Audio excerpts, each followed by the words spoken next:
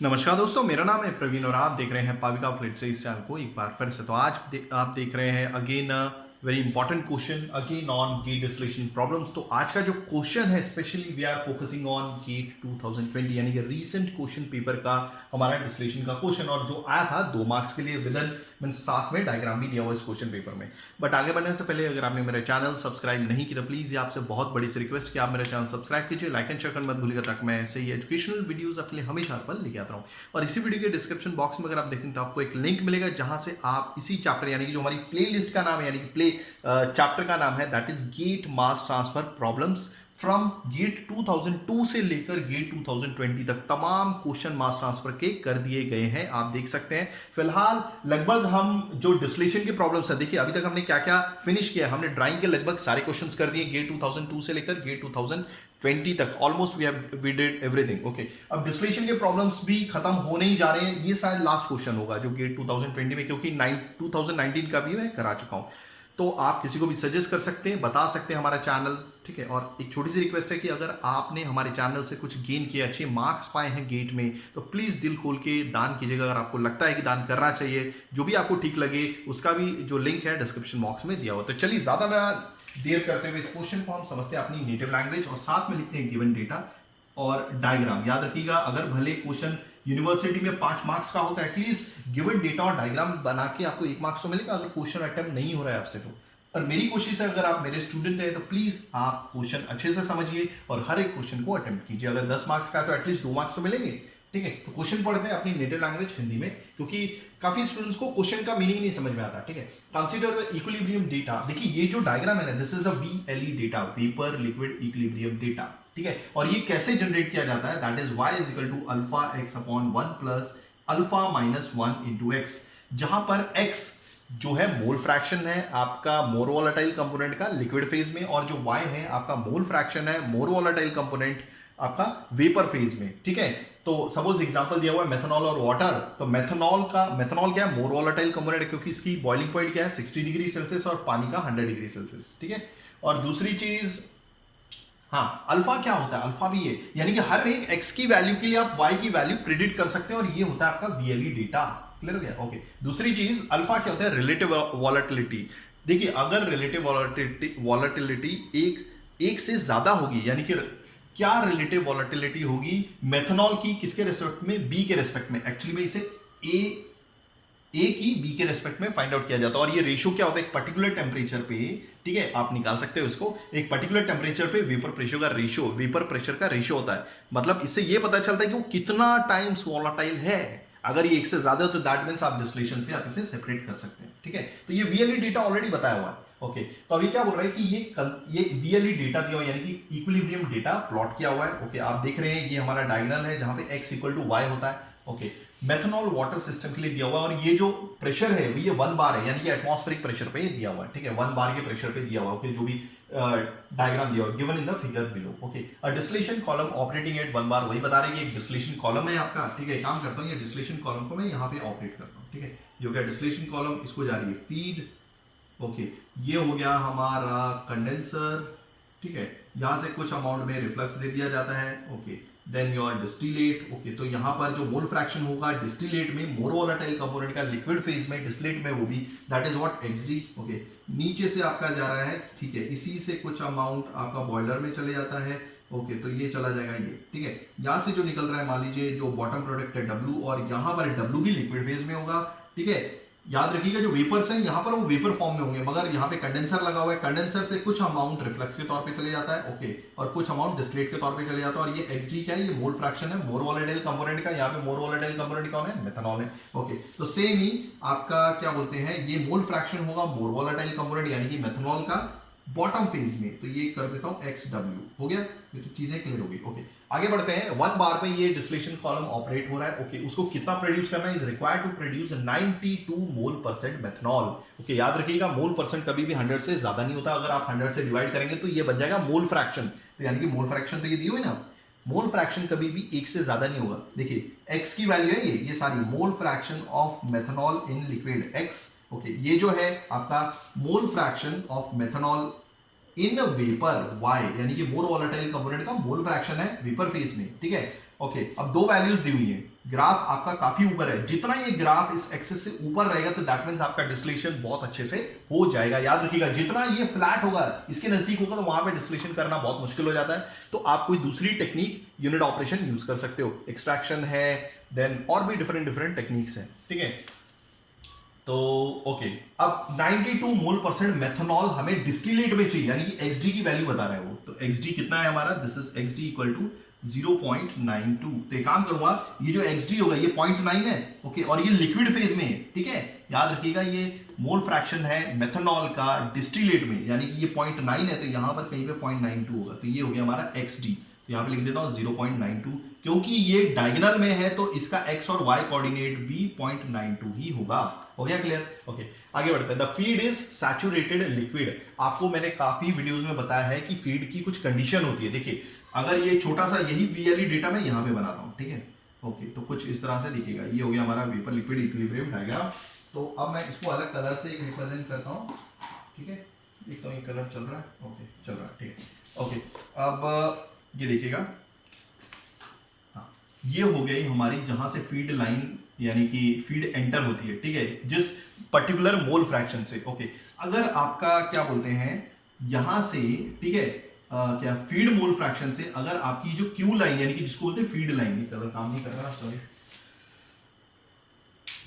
मैं दूसरा कलर लेता हूं, सॉरी फॉर दिस। ओके, हाँ, ये देखिए, तो अगर ये जो फीड की लाइन है, ठीक है, अगर स्ट्रेट जाती है तो दैट मींस यहां पर जो लिक्विड है उसमें जरा भी वेपर नहीं है, टोटल जितना भी फीड आ रहा है वो सारा का सारा लिक्विड है, मींस Q इक्वल टू 1 होता है। और Q क्या है, it is a part of a feed और a fraction of feed which is liquid. Okay, हाँ, ये क्लियर हो गया, Q इक्वल टू 1, इसको बोलते हैं सैचुरेटेड लिक्विड। क्या बोलते हैं इसको, शॉर्ट फॉर्म में सैचुरेटेड लिक्विड भी बोलते हैं, और feed is at a bubble point ये भी बोलते हैं, ठीक है। ओके, अगर ये यही जो फीड लाइन अगर ऐसी आ जाती तो यहां पर Q जो होता है वो ग्रेटर देन 1 हो जाता है। Q 1 से ज्यादा है, मतलब इसमें लिक्विड से ज्यादा कुछ है, ठीक है। ओके, अगर यही फीड आपकी सेंटर में आ जाती है तो दैट मींस फीड आधी वेपर है, आधी क्या बोलते हैं आपकी आधी वेपर है, आधी लिक्विड है। तो इसके लिए जो Q होगा वो होगा Q is greater means less than 1, ठीक है, लेस देन 1, एंड ये 0 से ग्रेटर होगा, क्योंकि जो Q है क्या है, ये पार्ट है फीड का जो थोड़ा बहुत वेपर है, थोड़ा बहुत लिक्विड है, यानी कि Q is greater than 0, okay, and less than 1।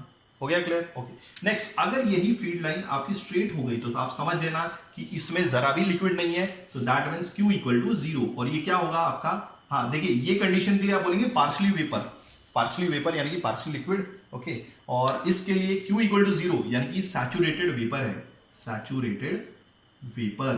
Okay, एक और कंडीशन होती है, अगर इसके नीचे आ गया तो दैट मींस आप Q is less than 0, Q is less than 0, तो ये होता है super heated vapour, super heated vapour. तो ठीक है, ये चीज आई थिंक आपको क्लियर हो गया होगा। ये VLE डेटा है, और ये जो लाइन मैंने बताई है ये फीड की कंडीशंस है। जब फीड एंटर करती है थोड़ी बहुत गर्म रहती है, पूरी पार्शली, उसमें आधा लिक्विड आधा वेपर होता है, पूरा लिक्विड होता है, पूरा वेपर ही होता है, सुपर हीटेड वेपर होता है। फिर एक ये जो है सैचुरेटेड, मतलब ये सैचुरेटेड लिक्विड या बबल पॉइंट पे थी, या Q इज ग्रेटर देन 1, ठीक है। ओके, तो अब बताया हुआ है कि the feed is a saturated liquid. अगर ये फीड सैचुरेटेड लिक्विड है तो दैट मींस हमारा कौन सा आएगा, ये जो हमारी स्ट्रेट लाइन ऊपर जा रही है ना, ये वाली होगी। तो सिंपली हम क्या करेंगे, हाँ, एक चीज और है, फीड सैचुरेटेड लिक्विड है, यानी कि फीड हमारी, यानी कि जो फीड लाइन है यानी कि क्यू लाइन है, ये स्ट्रेट जाएगी, क्लियर होगी, मगर कहां से जाएगी ये भी जरूरी है। तो उसके लिए हमें फीड में कितना मोल फ्रैक्शन है आपका मोर वोलेटाइल कंपोनेंट का वो डिफाइन करना जरूरी है। और कुछ दिया हुआ है, it is an equimolar mixture of methanol and water. तो देखिए, इसमें ऑलरेडी बताया हुआ है कि ये इक्विमोलर मिक्सचर है मेथनॉल एंड वाटर का, यानी कि फीड में आपका 50 मोल परसेंट पानी है और 50 मोल परसेंट आपका क्या है, मेथनॉल है। तो that means more volatile component क्या है आपका, मेथनॉल। तो XF क्या होगा, XF क्या है, ये मोर वोलेटाइल कंपोनेंट है मेथनॉल का फीड में, ऑलरेडी बताया हुआ है, इक्विमोलर है। तो दैट मींस जो टोटल परसेंटेज होता है 100, तो ये 50 यानी कि मोल फ्रैक्शन हो गया 0.5। तो मैं इसको यहां पर सिंपली यहां पर लोकेट कर दूंगा, हो गया। तो दिस इज योर XF, हो गया, तो दिस इज योर 0.5। तो सिंपली मैं क्या करूंगा, इसको मैं एक काम करता हूं, अलग कलर से ड्रॉ करता हूं, अभी ग्रीन कलर लेता हूं। तो ये हो गई हमारी क्यू लाइन जो यहां से सेंटर से गुजरेगी, क्लियर हो गया, मतलब सेंटर से नहीं यानी कि स्ट्रेट गुजरेगी, हो गया। ओके, तो ये हो गया। अब हमें क्या पूछा है, फाइंड द, क्या बोलते हैं, the minimum reflux ratio. Minimum reflux ratio क्या है, यानी कि RM क्या होगा वो ढूंढना है आपको, ठीक है। तो अब मैं सिंपली क्या करूंगा, तो सबसे पहले मैं क्या करूंगा कि देखिए, अब मैं यहां से एक लाइन ड्रॉ करूंगा। अब ये लाइन डायरेक्टली कहां से निकलेगी, जहां पर आपकी इक्विलिब्रियम कर्व, यानी कि ये देखिए जो ब्लू कलर का इक्विलिब्रियम कर्व है, और जो क्यू लाइन है, ये क्या है हमारी क्यू लाइन या फिर इसको फीड लाइन भी बोलते हैं, ठीक है। जहां पर हमारी इक्विलिब्रियम कर्व और ये क्यू लाइन इंटरसेक्ट हो रही थी, वहां से एक लाइन पास करूंगा, इसको बोलेंगे रेक्टिफाइंग सेक्शन, यानी कि ऑपरेटिंग लाइन होती है रेक्टिफाइंग सेक्शन की या फिर एनरिचिंग सेक्शन की। क्लियर हो गया? ओके, आई होप आपको चीजें क्लियर हो गई है, ठीक है। तो ये एक मैंने स्ट्रेट लाइन, ये स्ट्रेट लाइन तो नहीं दिख रही, अच्छे से बनाता हूं, ठीक है। ये हो गई हमारी स्ट्रेट लाइन, हो गया। अब क्या करना है, अब ध्यान से देखिएगा, ठीक है। तो इसको फिलहाल मैं मिटा देता हूं, क्योंकि ये तो सारी चीजें हो गई हमारी, ओके। और हमने लगभग डेटा भी सारा कुछ लिख लिया, देख लेता हूँ कुछ रह तो नहीं गया। 92 मोल%, ओके। एक्सडी की वैल्यू लिख ली, एक्सएफ की वैल्यू यहाँ पे लिख लेता हूँ, this is your X F is equal to 0.5, और कुछ तो नहीं रह गया ये, ओके। तो चलिए इस क्वेश्चन को मिटा देते हैं, ताकि हमें थोड़ा स्पेस मिल सके काम करने के लिए। मेरी कोशिश है कि नेक्स्ट महीने को मैं एक बड़ा बोर्ड लेके, क्योंकि काफ़ी स्टूडेंट्स यानी कमेंट करते हैं, देखिए काफ़ी कमेंट का आंसर दे पाना बहुत मुश्किल होता है, कि कितने सारे कमेंट आते हैं, तो मैं सोचता हूँ कि किसका कमेंट करूँ, फिर भी कोशिश करता हूँ एक दो का आंसर देने की, ठीक है, ओके। तो अब देखिएगा, तो ये हो गया हमारा, ओके। अगर देखिए अब ये जो है, ये जो लाइन है, ठीक है, ये ऑपरेटिंग लाइन है रेक्टिफाइंग सेक्शन की। तो हमें क्या बोला गया है, हमें ढूंढना है मिनिमम रिफ्लक्स रेशियो। तो मैं क्या करूंगा, इस लाइन, ये जो लाइन है ना, यानी कि ये जो ऑपरेटिंग लाइन है किसकी, रेक्टिफाइंग सेक्शन की, उसकी इक्वेशन लिखता हूं, ठीक है, ओके। तो ये क्या है, yn+1, ये मैं ऑपरेटिंग, मतलब ये इक्वेशन लिख रहा हूं किसकी, रेक्टिफाइंग सेक्शन की, ऑपरेटिंग लाइन की, ठीक है। तो yn+1 is equal to r/r+1 into xn plus xd upon r+1। But हमें क्या करना है, हमें minimum reflux ratio find out करना है। तो ये जो r है, r के बेस पे m आ जाएगा, rm हो जाएगा, यानी कि मिनिमम रिफ्लेक्स रेशियो, ओके। और मिनिमम रिफ्लेक्स रेशियो तब आप ढूंढ सकते हो, कब, जब ये ऑपरेटिंग लाइन जब आप स्टार्ट करते हो, ठीक है। देखिए ऑपरेटिंग लाइन आपको यहां से स्टार्ट करनी है, और जहां पर आपका इक्विलिब्रियम कर्व और ये जो क्यू लाइन है इंटरसेक्ट हो रही है, वहां पर आप क्या ड्रॉ कर दीजिए, तो वहां पे ऑटोमेटिकली आपको मिनिमम रिफ्लक्स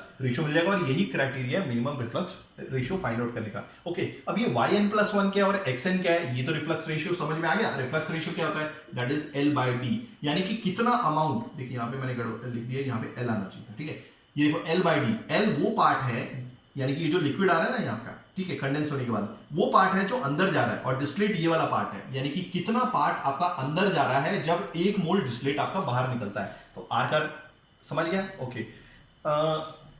और कभी भी डिस्टिलेशन कॉलम हमेशा मिनिमम रिफ्लेक्स रेशियो का 1.5 या 2 टाइम्स ऑपरेट होता है, ऐसे मैं एवरेज वैल्यू बता रहा हूं या थंब रूल बता रहा हूं, ओके। और yn+1 क्या होता है ये भी देख लीजिए, ओके। मान लीजिए ये कॉलम है, ओके, और ये आपकी nth प्लेट है, क्या है, nth प्लेट है। तो नीचे वाली जो प्लेट होगी that will be n+1, okay.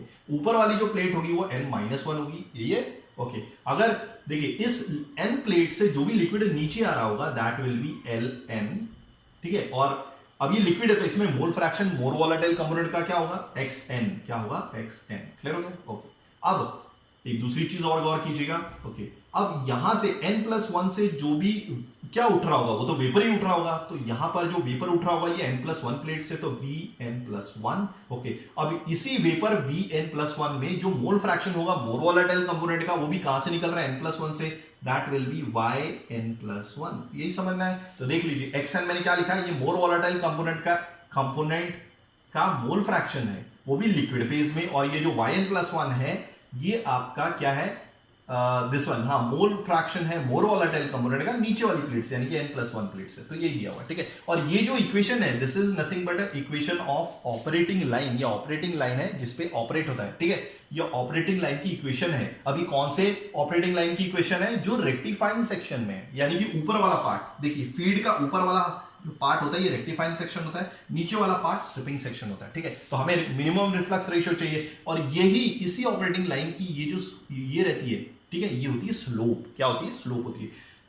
देखिए ये जो लाइन दिख रही है ना, ये ऑपरेटिंग लाइन है, ठीक है, किसकी, आपके रेक्टिफाइंग सेक्शन की। तो ये ऑपरेटिंग लाइन की, उसी ऑपरेटिंग लाइन की इक्वेशन है। और ये जो Rm/Rm+1 जो है, ठीक है, ये इसी लाइन की स्लोप है। आपको मालूम है कि कोई भी लाइन की जो स्लोप अगर हमें फाइंड आउट करनी है तो उसके दो कोऑर्डिनेट हमें मालूम होने चाहिए। सपोज तो आप देखिए इस लाइन के दो कोऑर्डिनेट हमें मालूम है, ठीक है, देखिए 0.92 0.92 और दूसरा क्या कोऑर्डिनेट है, क्योंकि ये जो लाइन है ये इसी पॉइंट से गुजर रही है, तो इसका दूसरा कोऑर्डिनेट क्या हो जाएगा 0.5 एंड 0.78। तो आपके पास फॉर्मूला होता है स्लोप निकालने का कोई भी लाइन का, that is y2 minus y1 upon x2 minus x1। Clear हो गया? ओके, तो मैं क्या करूंगा, सिंपली देखिए समझ में आ रहा है? ओके, तो मैं क्या करूंगा, इसी लाइन की स्लोप निकालूंगा, यानी कि इसी लाइन की स्लोप निकालूंगा। तो क्या है, ये हो गया मान लीजिए x2 y2 और ये हो गया x1 और ये y1।